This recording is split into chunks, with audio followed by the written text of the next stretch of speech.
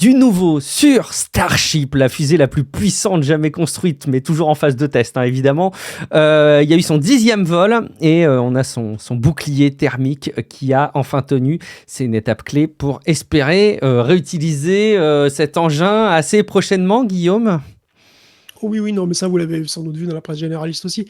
Le vol 10 du Starship a été un vrai succès, hein, puisque rien n'a explosé. Enfin, si, tout à la fin, mais c'est pas grave.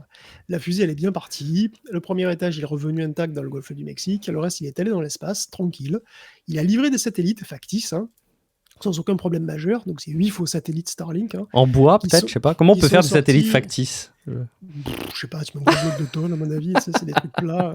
Des Je sais pas BX, trop. des Citroën BX, peut-être, je sais pas. Ouais, oui, oui, mais enfin, non, mais comme c'est, tu sais, ils ont un distributeur façon pèse, c'est-à-dire ils sont empilés. Non, mais c'est vrai, hein, il s'appelle comme ça. J'adore, oui. C'est une pile de Je trucs. connaissais pas le terme, Ils c'est sont, bon. c'est des trucs plats en fait, hein, Ouais, comme les cartons Ikea.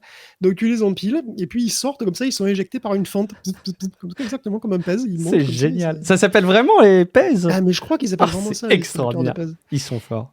Vraiment, vraiment. Et donc, il y en avait pro, il en sort à peu près un par minute, quoi. Donc, voilà, ça a très bien marché. Hop. C'était une première, quand même, pour le Starship.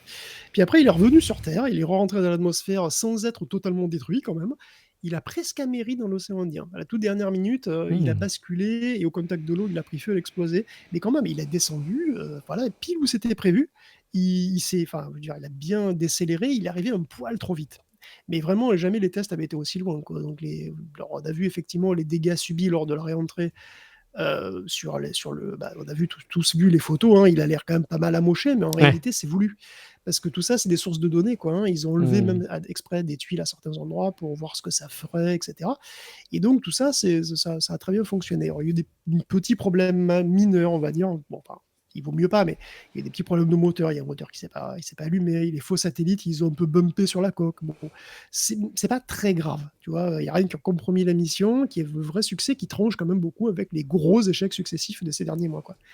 Donc le vol numéro 10 valide du coup globalement les améliorations faites au Starship V2 Bravo. qui a volé, qui devra encore voler au prochain test qui est prévu pour octobre.